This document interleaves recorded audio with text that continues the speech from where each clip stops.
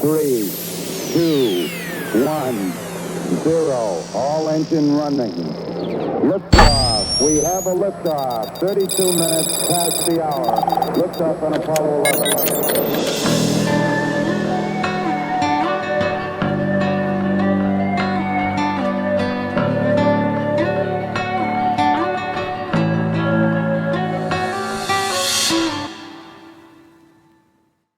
All right, welcome to Roots of Reality. I'm your host, Ben Baumann, and today I'm going to be talking about the history of crime.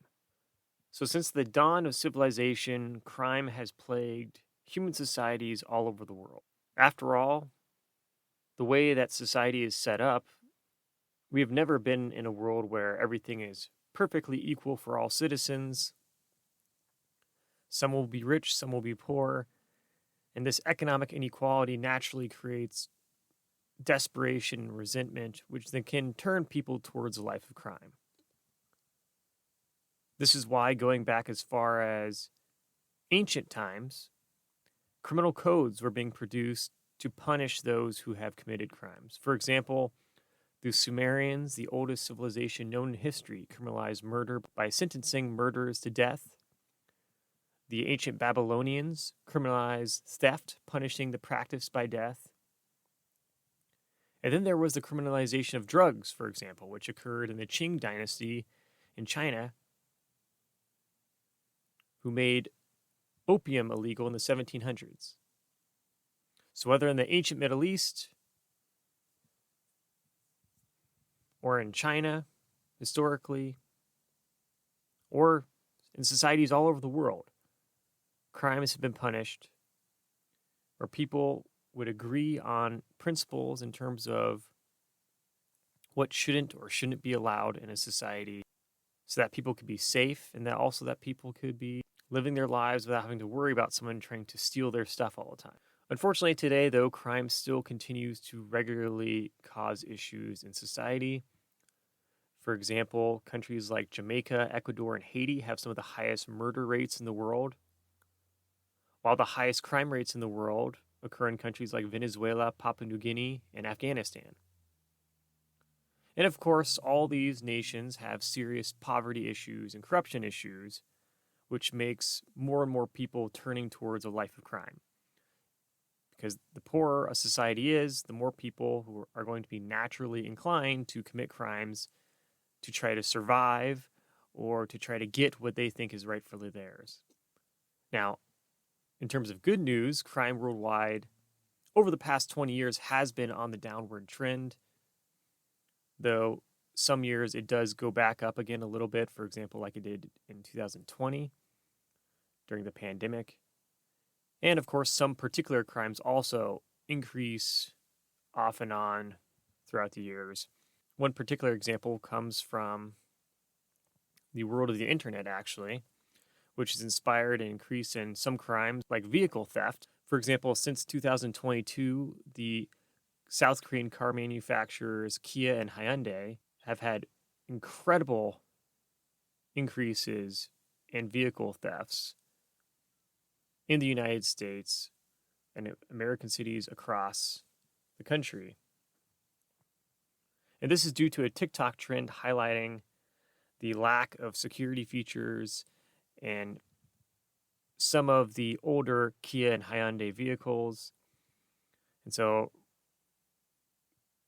because of this, going on right now, you have teenagers around the country who are stealing or attempting to steal these cars and posting it on TikTok to try to get followers as a way of trying to look cool and calling themselves Kia boys, for example, which just kind of represents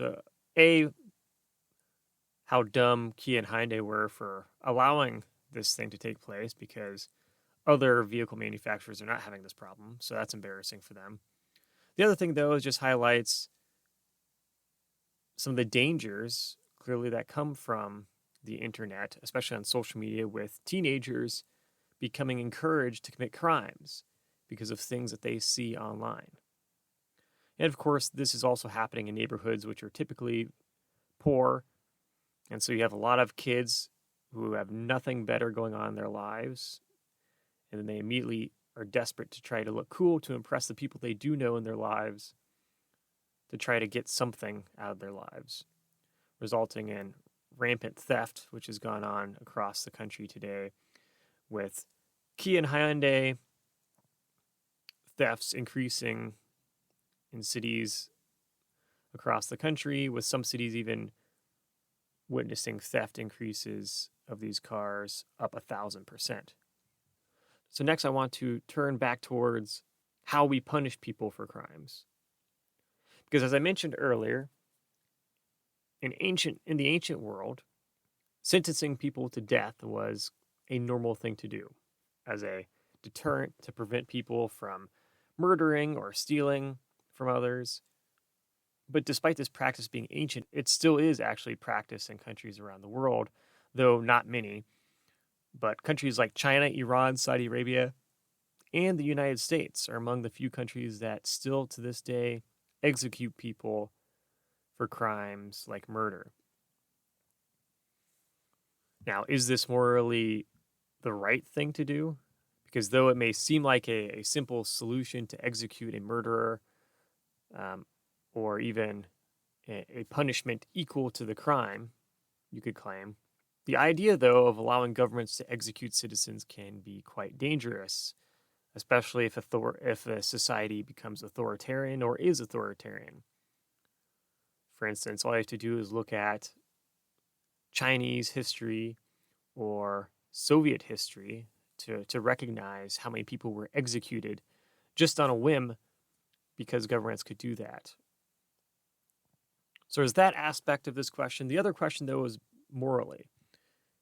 Because though it is rational for people to want revenge against the murderers around the world, but there is a good argument to be made that if we are just killing people, what makes us different than them?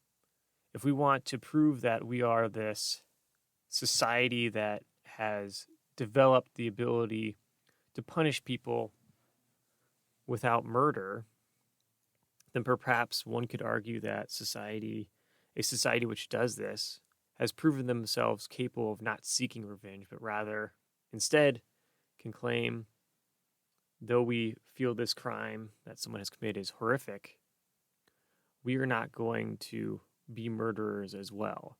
And that instead we are going to punish people and make them think about their crimes the rest of their life in prison. But we're not going to kill people out of revenge. Definitely a compelling argument to be made for being against the death penalty. Now, this does not mean that prisons should be like a hotel or something, which obviously some countries like Norway have been criticized for. For example, in Norway, you can have a mass murderer sit in a prison with access to television, a kitchen, basketball games, and more, which probably doesn't seem like they're really being punished much for their crime. Though, yes, the isolation takes its toll on people, and the fact that your life is limited may take its toll on people, but certainly if you've killed a bunch of people, you deserve life in prison without access to forms of entertainment if it's going to be truly some sort of punishment. At the same time, though, you don't want people to have conditions that are violating human rights. Though they are a criminal or a murderer, that does not mean that we are going to deny people human rights. So having that balance is always the trick. In general, though, when it comes to combating crime in society and historically, deterring crime is always going to be a challenge. Though if we are able to mitigate things like poverty and corruption, we can definitely make progress. But life is hard for many people, and the temptation to commit crimes is always there, potentially.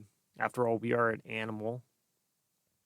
We are a society of animals who are capable of justifying violence and crime in order to survive. It's very easy for people to do this, which is why people, start wars all the time, because we don't always look at each other as human beings, but instead we sometimes dehumanize each other and can justify our motivations, or our desires, I should say, to commit crimes.